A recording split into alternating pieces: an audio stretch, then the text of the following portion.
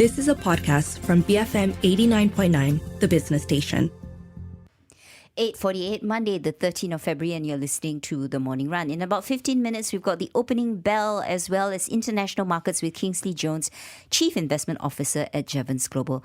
But in the meantime, let's talk about state politics, because last week, Prime Minister Dato Sri Anwar Ibrahim announced that all parties in his unity government will work together in the state elections, a sign of further support for Anwar, who solidified power with a confidence vote victory in December. The Unity Government Secretariat, which held its first meeting last Tuesday, agreed to form 3 committees, including one that will focus on the allocation of seats for the state polls that must be held this year. 6 states will need to hold local elections upon expiry of their legislative assemblies. 3 of these are PH-controlled states such as Selangor, Penang and Negeri Sembilan, while the other 3 are PAS-controlled states, Kedah, Kelantan and Terengganu. Now, some state leaders have proposed that the polls be held in May or June after Hari Raya festival celebrations. While the polls have no direct bearing on the composition of parliament, the outcome of the elections is seen as a litmus test on Anwar's government. So just how will the BNPH union measure up, or will we see yet another green wave? For more on this, we have on the line with us Dr. James Chin, Professor of Asian Studies at the University of Tasmania. Good morning, James. Always good to speak to you. Now, in the face of looming state polls, how do you exactly envision BN and PH working together when in the past they have been arch rivals, especially in PH-controlled states like Penang, Selangor and Negeri Sembilan? Good morning. So I think a bit of context is important. I think the reason why they had to set up this committee and a secretariat was due to the bad experience they had in the first Pakatan Harapan government, the one that was very short, 22 months. So many of your listeners will remember that when they were in power for the very first time, each of the major parties was essentially doing their own thing. So at that time, Bersatu was doing their own thing, DAP and Pakatan were doing their own thing. So there were a lot of conflicts in public between the ministers and also between the policies. We saw that coming out on all the major policies. So that's the reason why it was very unstable. Eventually, the government collapsed after 22 months.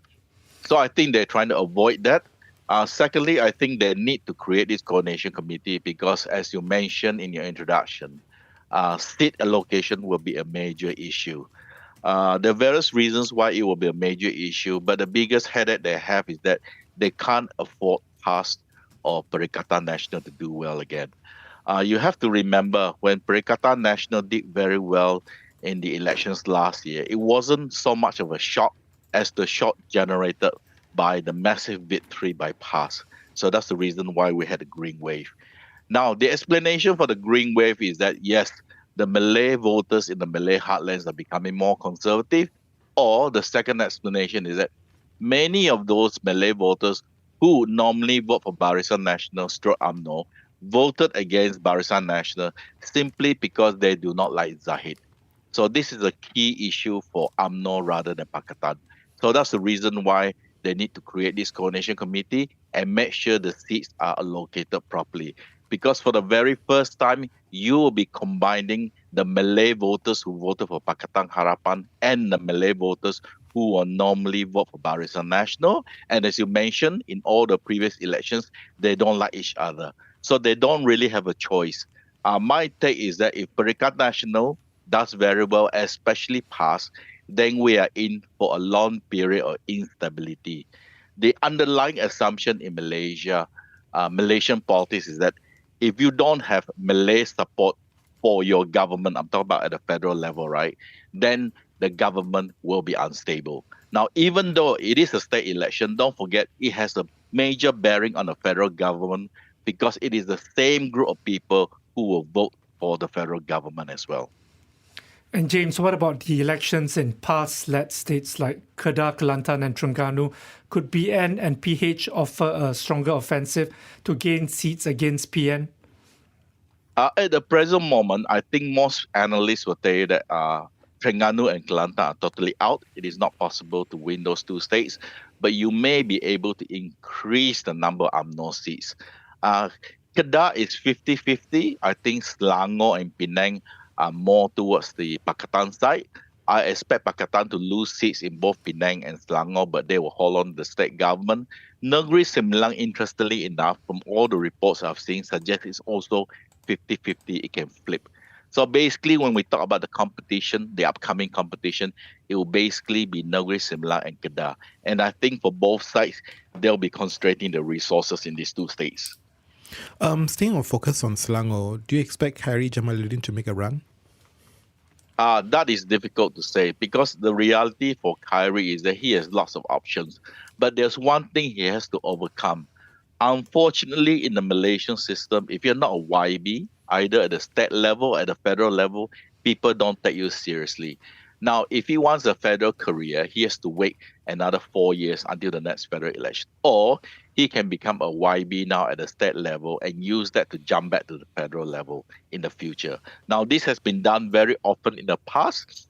There has been many examples of past elections where a state MP jumps to the federal level. For example, the UMNO number 2 guy, Mahasan, is an example of that. So it really is a question of how he can maintain sort of status as elected representative over the next 4 years, or he thinks he can make the same impact without being a state YB. My take is that it will be very difficult for him to maintain a high profile if he doesn't have the YB status.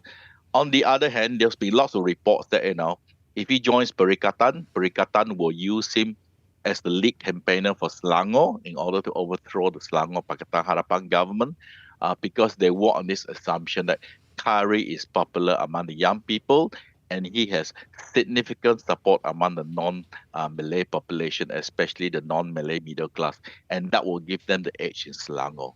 Now, I'm not too sure about the assumption, but this is what people are thinking, that if he were to lead the PN campaign in Selangor, there is a chance that he may be able to overthrow the Pakatan Harapan government. I have to say I don't share that optimism because I think the Pakatan Harapan government in Selangor is quite solid. PT James, he can't hear you because he's busy on air at this current moment. First day on the job on Hits or Hot FM.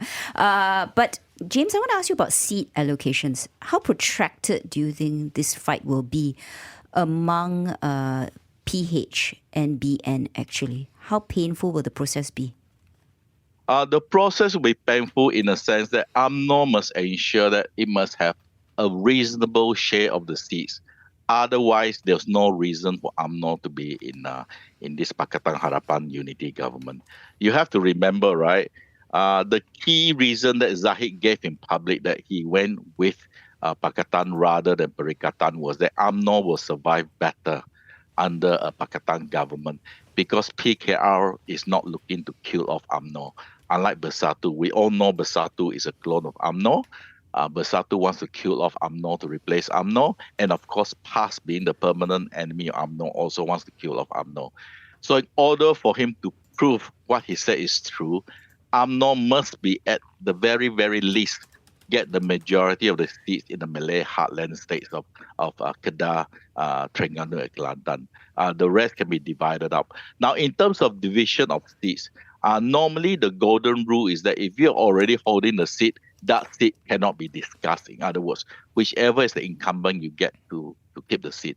It is only the seats that are won by the other side or seats that are won by other parties that can be discussed.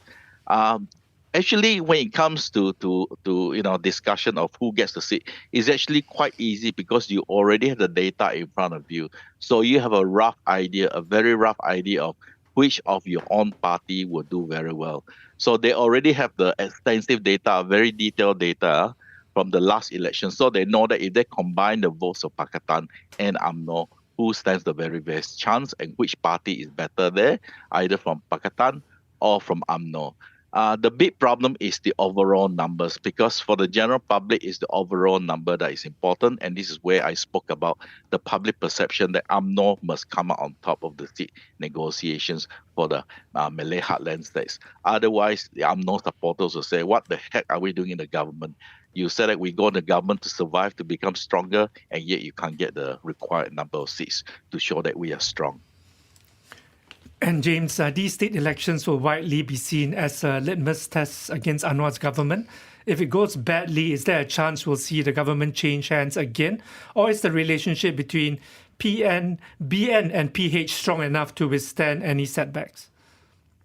In my point of view, the elections really is about two things. Is whether last year's vote against UMNO was an anti-Zahid vote, and also it is sort of a test of confidence in the new Anwar government. Now, if Perikatan does very well, for example, right, if 5 out of the 6 states fall to Perikatan, the only one left standing is Penang that goes to Pakatan, then I think Anwar politically will be in big trouble. He will have a big problem ruling Malaysia because basically the northern part of Malaya is now green. He will have major problem. Selangor, as you know, is the economic powerhouse of Malaysia, and if you don't rule Selangor, you will be out for major problems. As to whether he will fall or not, that depends on whether UMNO will pull the trigger. If UMNO feels that the government is unstable, we have to jump to the Perikatan side. And if UMNO collectively pulls out, then the government will fall. But don't forget, that is the last thing on Zahid's mind. Because if Zahid pulls UMNO out of the government, he will also lose his own position. Because all his enemies actually want to take UMNO out of government. So everything hinges on Zahid. And really, it is Zahid's political neck that is on the state elections rather than Anwar's. Okay, thank you very much for your time. That was Dr. James Chin, Professor of Asian Studies at University of Tasmania. And I have to correct myself. KJ doesn't start today. He starts on the 15th of February if you want to listen to him on Hot FM. Up next, the KLCI opening as well as Market Insights with Kingsley Jones of Jevons Global. Stay tuned, BFM 89.9. You have been listening to a podcast from BFM 89.9, the business station. For more stories of the same kind, download the BFM app.